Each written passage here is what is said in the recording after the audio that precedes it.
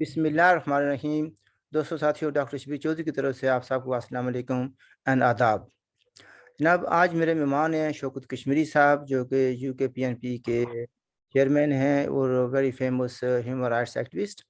Human rights के हवाले से उन्होंने जो काम किया है उसी वजह से उनको सज़ा भी मिली। कम से कम 2 बार तो गिरफ्तार हुए। ठीक है जी।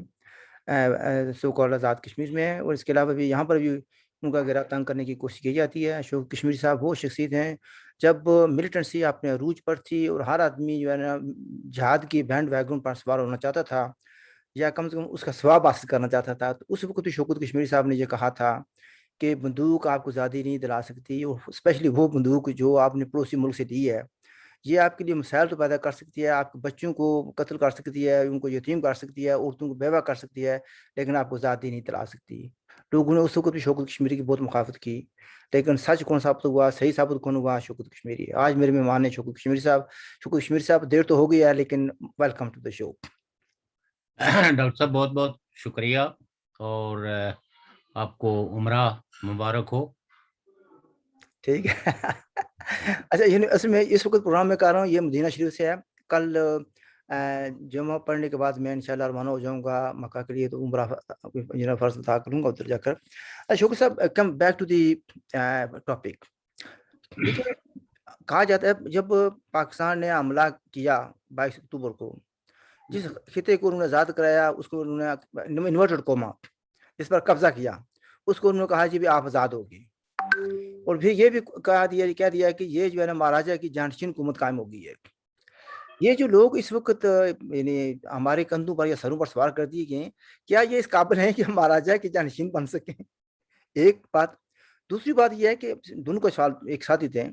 और दूसरी बात ये है कि अगर मैं कहूँगा खुदा ना ख्वास्ता, हम तो कहते हैं कि सैफ की मुज़ाकरात हों, अगर कोई वक़्त ऐसा आ जाए कि सैफ की मुज़ाकरात होंगे, तो क्या अभी सरदार तनवीर जैसे लोग हैं, तनवीर इलियास साहब जो कि एटीएम मशहूर हैं, क्या वो हमारे मफादात का तहफ़्फ़ुज़ करेंगे, जाकर जम्मू कश्मीर के मफादात का तहफ़्फ़ुज़ करेंगे?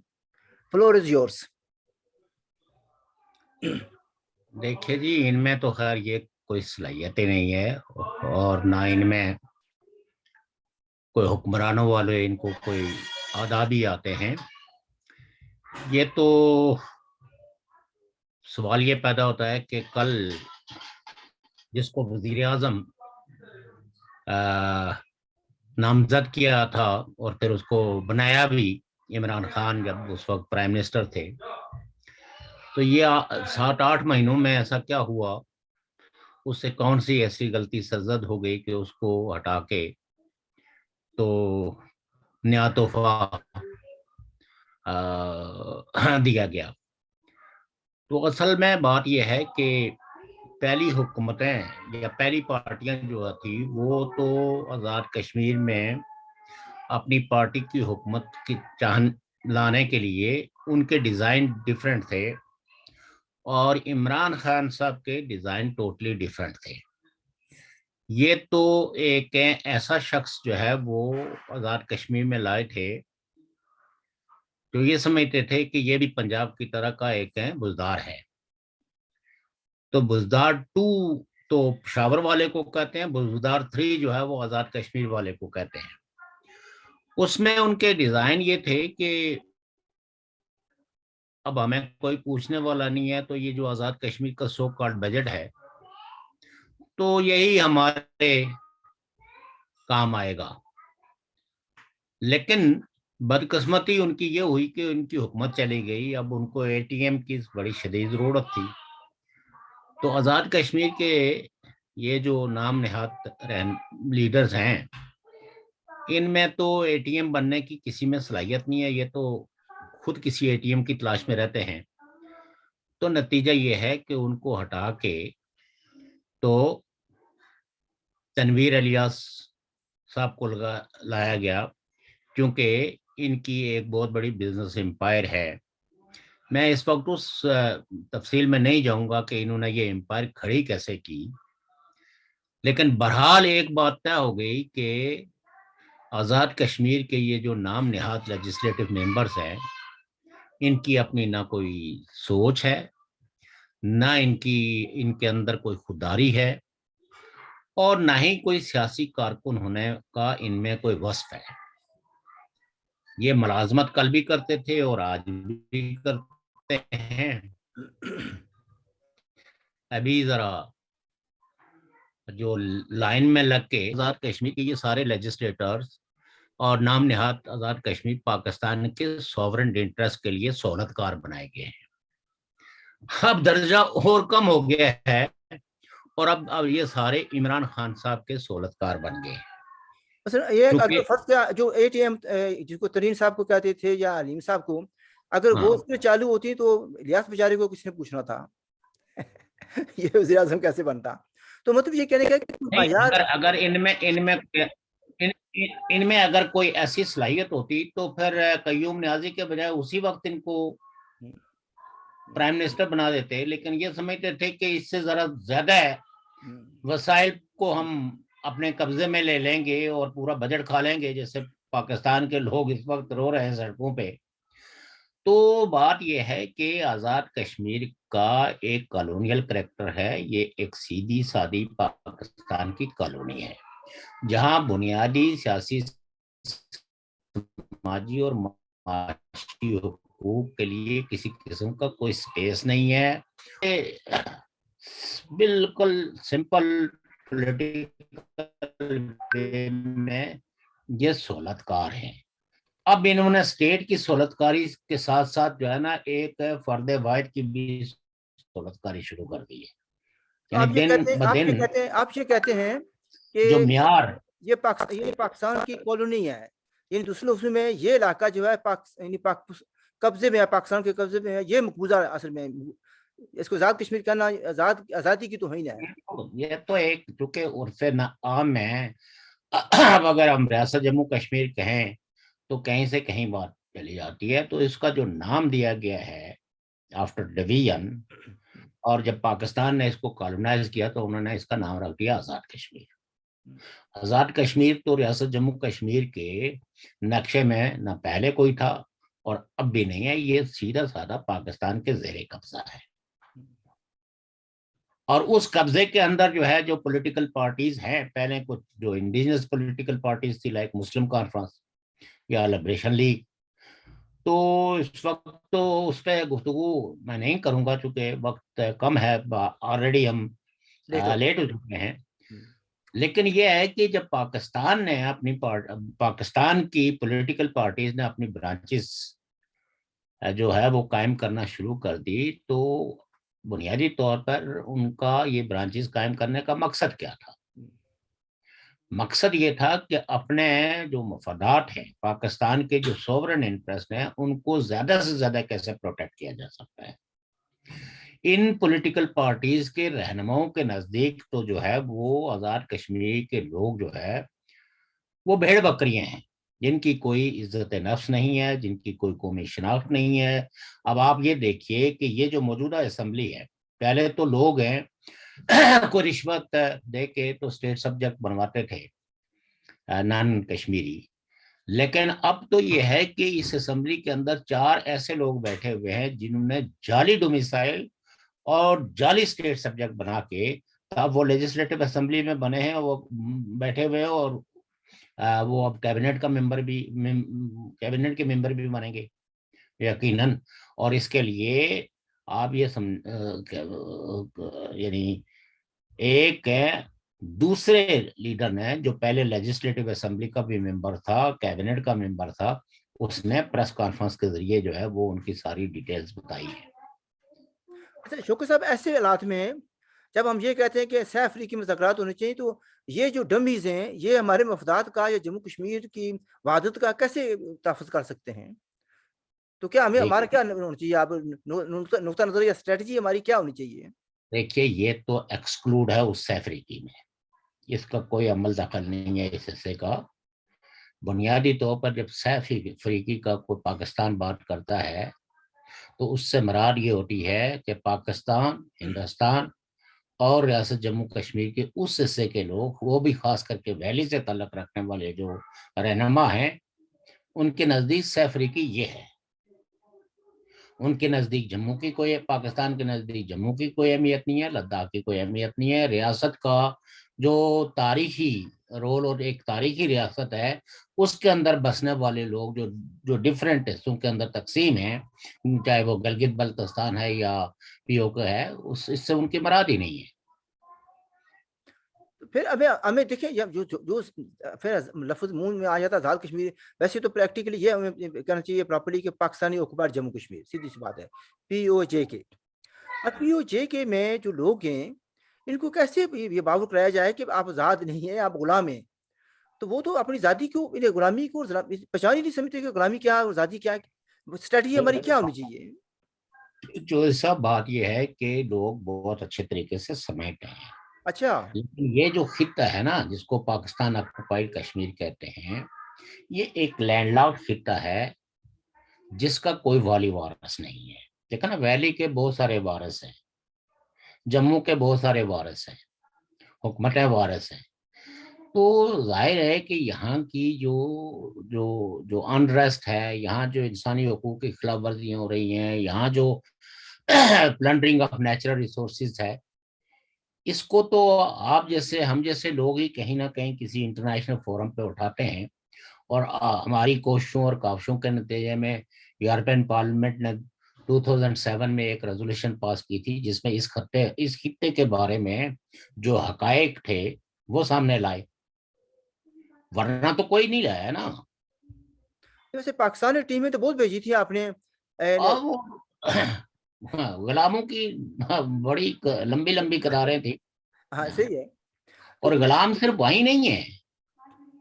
آپ یہ دیکھیے کہ ہم مظاہرہ کریں اپنے حقوق کے تحفظ کے لیے تو ہم پاکستانیوں کے نزدیک ٹھہرتے ہیں غدار، اور جو پاکستان میں ایک ڈیموکریٹکلی ایک حکومت کے خلاف جو ہے وہ عدم اعتماد آیا، ایک پارٹی جو ہے وہ ہاؤس کے اندر اپنا اعتماد کھو گئی، اپنی میجورٹی کھو گئی، اس کے الائز اس سے الگ ہو گئے، لیکن مظاہرے بھی کرتے ہیں، پاسپورٹ بھی پڑھتے ہیں، جھنڈے بھی جلاتے ہیں، لیکن وہ سب سے بڑا حب الوطنی کا ٹائٹل لے کے پورے پاکستان میں گھومتے ہیں۔ ان کی آرمی پہ تنقید ہو وہ جائز، ان کی عدلیہ پہ تنقید ہو وہ جائز، لیکن آپ اور ہم اگر اپنے ریاست جموں کشمیر کے باشندوں کی شناخت کے حوالے سے بات کریں، ان کے وجود کے تسلیم کے حوالے سے بات کریں، اپنی تاریخ کی پروٹیکشن کی بات کریں، تو ہم سارے لوگ ان کی نظروں میں غدار ہوتے ہیں، اور کئی لوگ ان کے جو سہولتکار ہیں وہ زیادہ بڑھ بڑھ کے غداریوں کے فتوے بانٹتے رہتے ہیں۔ غداروں کی لسٹ یہ بڑھتی نہیں جا رہی؟ اب تو ٹھیک ہے، اب دیکھیں ایسے غداروں کی ریاست، لسٹ جو ہے، غداروں کی لسٹ ہے وہ بڑھتی نہیں جا رہی؟ دیکھیے بات یہ ہے نا کہ اس واقعے نے، اچھا، آپ یہ کہہ سکتے ہیں یعنی 3 اپریل کی اس نو کانفیڈنس موشن نے پاکستان کی سوسائٹی کے جو داخلی تضادات ہیں وہ ٹوٹلی ایکسپوز کر دیے ہیں، اور اب وہ ایک ننگ درنگ سٹیٹ ہے جس کے بارے میں اب یہ کہنا بہت مشکل ہے کہ وہ سروائیو کر سکے گی یا نہیں کر سکے گی۔ سول وار لائک سچویشن تو آلریڈی کریٹ ہے، عمران خان صاحب جلسوں پہ جلسے کیے جا رہے ہیں، اور وہ یہ کہتے ہیں کہ اس حکومت کو میں تسلیم نہیں کرتا۔ یہ وہی عمران خان صاحب ہیں جنہوں نے بجلی کے بل پاڑ کے تو اسلام آباد کے اندر کھڑے ہو کے لوگوں کو کہا تھا کہ آپ ہنڈی کے ذریعے پیسے بھیجیں، بینکوں کے ذریعے پیسے نہ بھیجیں، اور بالآخر پھر ان کو سجا کے 4 لاکھ فوج لگا کے تو اس کو پاکستان کا وزیر اعظم بنایا۔ یہ ہے پاکستان، اور اس پاکستان کے ساتھ لوگ جو شامل ہونا چاہتے ہیں وہ سمپلی تنخواہ دار ہیں، اور جیسے ابھی وہ ہوا ہے کہ کتنے ارب روپیہ جو ہے نا وہ صرف اس طرح کے سہولتکاروں کو اسٹیٹ بانٹتی ہے جو صرف فتوے بیچتے ہیں، جو فتویٰ فروشی کرتے ہیں۔ شوکت صاحب اگر یہ چلو عمران خان کا ٹاپک کو آپ نے شروع کر دیا اور اس نہ بات میں نے برزمیل میں نے اسی کنٹیکس میں کہا ہے۔ اسی کانٹیکسٹ میں بات کرتے ہیں، عمران جی، خان صاحب جلسے پر جلسے کر رہے ہیں، مظاہرے پہ مظاہرے کر رہے ہیں، کہتے ہیں سازش ہوئی ہے۔ یہ سازش جو ہے لاہور والوں نے کی ہے یا کراچی والوں نے کی ہے یا امریکہ نے کی ہے؟ اگر امریکہ نے سازش کی ہے تو ادھر جاتے ہوئے موت پڑ دی ہے، وہاں پر ان کے ایمبیسی ہے وہاں جائے نا، وہاں میں کیوں وہ نہیں جاتا ہے؟ بات یہ ہے نا کہ اب تو انہوں نے، وہ کہتے ہیں نا کہ ان کا سافٹ ویئر तब्दील हुआ, अपडेट कर दिया गया अपडेट है। हुआ। तो नहीं, लेकिन सवाल ये था, तो मेरा अब सवाल ये अब है। तो उन्होंने अब तो उन्होंने कराची में कहा कि ना मैं अमेरिका के खिलाफ हूँ, ना मैं यूरोप के खिलाफ हूँ, ना मैं इंडिया के खिलाफ हूँ। ये तो कॉल उन्होंने दे दिया। नहीं, नहीं, वो मैंने सुना। अब मेरा उनके एक सवाल ये था, वजीर मेरा हैं। नहीं शौक साहब, मेरा हाँ, सवाल ये था, भई अगर अमेरिका ने जी साजिश करके इसको निकलवाया है, ठीक है? इसमें अगर ज़रा-सी भी सच्चाई है तो इसके मुज़ाहिरे जो होने चाहिए, वो अमेरिकन एम्बेसी के सामने होने चाहिए। अगर इसमें सच्चाई है, तो हिम्मत है तो जाए वहाँ पर जाकर मुज़ाहरा करे ना। देखिए डॉक्टर शब्बीर चौधरी साहब, आप बिल्कुल दुरुस्त फरमा रहे हैं, लेकिन असल मसला पता क्या है? जो अमेरिका में मुजाहिरीन हैं पीटीआई के, उनको स्पेशल हदायत दी गई है कि कोई अमेरिका के खिलाफ नारा नहीं लगाना है, कोई इस साजिश के हवाले से नहीं बात करनी है। बस ये कहना है कि जी इमरान खान जो है वो हमारा जैनवन मुहिब वतन लीडर है, और उसको जो है वो एक साजिश के जरिए इक़्तिदार से बेदखल किया गया, और ये सारी जो अपोजिशन है ये दरअसल गद्दारों का एक टोला है। वहां बाकायदा हदायत की गई है। और बाहर अब जो है ना, अब आप आए अमेरिका मुर्दाबाद के नारे नहीं देखेंगे। पाकिस्तान में तो इस दफा जो लाहौर में जलसा किया गया उसके लिए स्पेशल स्पेशल लोगों को हदायत की गई है कि अमेरिका के खिलाफ नारा नहीं लगाना। तो अमेरिका का तो वो नारे अगर लगाएंगे भी तो अमेरिका का तो कुछ नहीं बिगड़ेगा। और दरअसल वो अमेरिका की आड़ में पाकिस्तानी एस्टेब्लिशमेंट का बता रहे हैं कि इन्होंने मेरी कंसर्न, लेकिन इतनी जुर्रत नहीं है कि उनका नाम ले सकें। बल्कि आप ये कह सकते हैं कि जो साजिशी वो तो, या जिन्होंने मैनेज किया, जिन्होंने मैनिपुलेट किया, जो लाए थे, उन्होंने तो बता दिया कि जनाब इमरान खान साहब ने हुकूमत में आते हुए हमने बच्चे की तरह इसको इसको पाला, इसके हर काम आसान किए, इसने अपने अलाइज को खुश नहीं किया, अपनी पार्टी के लोगों को, अपने एमएनएस को, अपने एमपीएस को हाथ मिलाना गवारा नहीं किया, और सब लोग इसका साथ छोड़ देंगे। और अल्टीमेटली जब इन्होंने हमने देखा कि जनाब इसमें कोई सुधार आने वाला नहीं है, तो हमने अपनी इज्जत बचाने के लिए हमने कहा कि आज के बाद हम गैर जानबदार हैं। हम स्टेट अफेयर्स में किसी, ये उनका दावा है, मैं नहीं कहता हूं कि वो अलग हो गए हैं। लेकिन बज़ाहिर जो जनरल बाजवा ने जो एक्सप्लेनेशन दी है रिटायर्ड अफसरों और फौजियों से लाहौर में, वो ये कहा है। तो वो बात जो जो सब लोग कहते थे, जनरल बाजवा ने आके उस वक्त ये बात तस्लीम की, जिसको हाइब्रिड रजीम सारी दुनिया कहती थी कि ये हाइब्रिड रजीम है। ये दरअसल फौजियों ने बाकी पॉलिटिकल पार्टी, सिविल सोसाइटी के खिलाफ एक शख्स को इजाद करके यहाँ बैठाया है। तो वो चीज तो अब प्रूफ हो चुकी है। और पाकिस्तानी एस्टेब्लिशमेंट, जिसको हम डीप स्टेट कहते हैं, वो पाकिस्तान के पॉलिटिकल अफेयर्स के अंदर इस कदर मुदाखलत करती है कि आज भी वो उसी तरह अपने मंसूबे, सिर्फ इतने सी इमरान खान से गुस्ताखी हुई कि इन्होंने थोड़े सी फौजी जनरलों के अंदर पसंद और नापसंद का इजहार करना शुरू कर दिया। तो वैसे इमरान खान की जो है ना, एक बात ये भी है, अभी चलो हम कंक्लूड करना चाहते हैं। इमरान हम्म, खान ने बड़ी, मैं समझता हूँ कि यानी बेदर्दी से सत्यानाश किया है पाकिस्तान का और पाकिस्तान की सोसाइटी का। और जैसे आपने कहा कि सिविल वॉर लाइक सिचुएशन है, कि डू यू थिंक कि Pakistan can move into the civil war actually, जो जितनी नफ़रतें या इंटॉलरेंस इन्होंने पैदा कर दी है, they can be a civil war in Pakistan? देखें सिविल वॉर का तो आगाज हो चुका हुआ है। जब एक पॉलिटिकल पार्टी जो कल तक की हुक्मरान पार्टी थी, वो अब अगर साफियों के घरों पे भी मुजाहरे करना शुरू कर दे, हुँ। तो किसी दूसरे के भी इसी तरह करेंगे। और किसी का दिमाग खराब हो गया और अगर उसने अपनी हिफाजत में गोली चला दी कि मुझे मॉब लिंचिंग का खतरा है, तो उसके बाद तो घर घर गली गली लड़ाई होगी। और अब ये वो पीटीआई नहीं है जो जो पहले वाली थी। हुकूमत इन्होंने भाई बड़े डिजाइन्स के साथ, और कुछ फौजी जनरलों ने और रिटायर्ड जनरलों ने इसकी भरपूर तरीके से ट्रेनिंग की है, और दे विल फाइट। ये मेरा दावा है। और एक बात यह है कि इमरान खान साहब ने پاکستان کے کانٹیکس میں تو شاید یہ دشمنی ہو، لیکن پاکستان جو پورے کا پورا چائنا کی جھولی میں چلا گیا تھا، اس کو تھوڑا سا ڈسٹینس کرنے کی بھی کوشش کی اس نے. تو بہرحال یہ ایک لمبی بات ہے، پھر کبھی آپ کے پاس ٹائم ہوگا تو اس پہ بھی پھر گفتگو انشاءاللہ بات کریں کریں گے. گے. اچھا تو جو last message for the people of Pakistani occupied Jammu and Kashmir.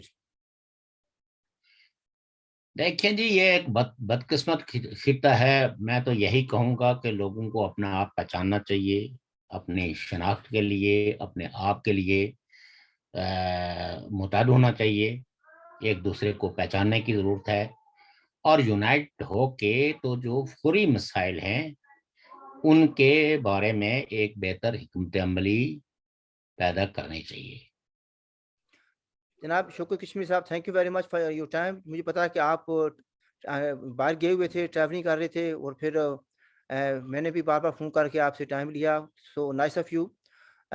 پھر کہ انشاءاللہ دوبارہ بات چیت ہوگی کسی نئے میں معافی چاہتا ہوں. اصل میں ایک تو یہ ہے کہ میرے ذہن میں کل جمعہ تھا، اچھا تو اس لیے میں بڑا آرام سے آ رہا تھا. جس وقت جو ہے نا وہ میں ایک جگہ رک کے کافی پی رہا تھا، تو جب آپ نے وہ کیا تو میں اس وقت بھاگا آیا. Thank you very much.